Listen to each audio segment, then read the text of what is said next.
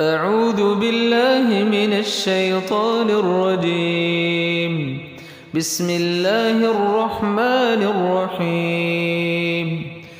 قل أعوذ برب الفلق من شر ما خلق ومن شر غاسق إذا وقب ومن شر النفاثات في العقد ومن شر حاسد إذا حسد.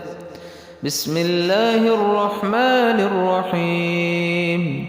قل أعوذ برب الناس ملك الناس إله الناس من شر الوسواس الخناس الذي يوسوس في صدور الناس من الجنة والناس.